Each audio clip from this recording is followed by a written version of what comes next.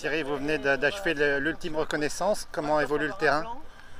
Le terrain, on était très optimiste depuis 3 jours parce que ça séchait et ça avait besoin de sécher. C'est vrai que la pluie de cet après-midi, ça devient un petit peu inquiétant. Après, pour le moment, ça reste quand même correct. Je pense que le terrain va être lourd. À nous, après, d'adapter la course en fonction de ça. Chaque nation doit bien étudier le parcours et puis monter avec sa tête, avec la raison. C'est vrai qu'il ne faut pas se mettre trop en danger sur ce genre de terrain. Il est possible qu'il modifie le parcours demain matin, on attend de voir. Nous, si le cross peut compter un petit peu et bouleverser le classement, bien évidemment ça nous intéresse, mais il ne faut pas que ce soit nous les pénalisés. Donc on aime autant que le temps ne se fasse pas trop facilement. Après, il faut que ça reste du sport. Et je pense que tout le monde est lucide et conscient afin de faire la meilleure image possible de notre sport. Du coup, le tirage au sort, le fait d'avoir le numéro 10, ça donne plus d'infos, mais ça fait courir sur un terrain plus dégradé. Qu'est-ce qui est... Ouais, je préfère quand même avoir les infos parce que oui, le tirage est meilleur. Mais ce qui est dommage, c'est qu'on ait les Anglais derrière, c'est quand même la nation numéro 1. J'aurais bien été curieux de savoir ce qu'ils font. Ouais, et puis de calquer ma course par rapport à ça. Mais bon, si on arrive déjà à remonter ne serait-ce que derrière les Anglais, ce sera pas mal. Donc, mais c'est vrai que c'est mieux d'avoir les autres devant pour voir, notamment les Allemands, pour voir ce qu'ils vont faire. Et puis il n'y a pas que.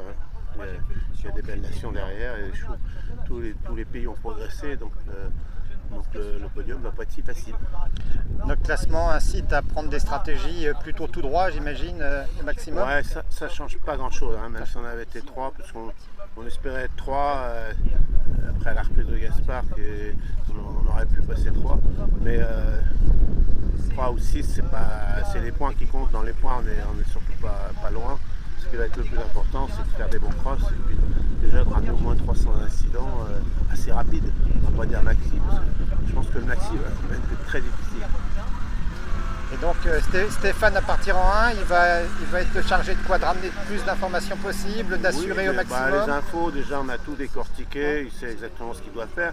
Il va surtout être très à l'écoute de son cheval pour voir comment il se comporte après la 6-7e minute. C'est vrai que 6-7 minutes sur ce terrain-là, c'est pénible, mais c'est complètement faisable. Après, c'est un format long, il y a des montées, donc il faut garder de l'essence pour finir.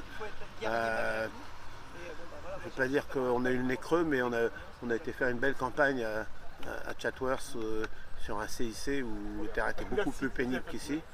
Donc, et puis les chevaux avaient très bien couru, donc ça les a un petit peu préparés. Ça éclaircit un peu les cavaliers de voir leurs chevaux dans ce genre de terrain. Donc c'est quand même un avantage pour eux. C'est aussi un avantage pour les Anglais parce qu'ils courent dans ce genre de terrain tous les dimanches. Mais nous, malheureusement, depuis le début de la saison, on a plutôt des problèmes d'arrosage. Donc cette épreuve de Chatsworth nous a quand même permis de voir notamment le cheval de Stéphane qui avait été un des meilleurs chronos. Alors c'est vrai que c'est pas la même épreuve. C'est plus difficile ici, c'est plus long, mais ça donne un aperçu de son comportement sur les terrains profonds et on avait aussi Absolute et puis il y avait aussi la jument de Gaspard. Non, c'était un bon entraînement en vue de cette épreuve.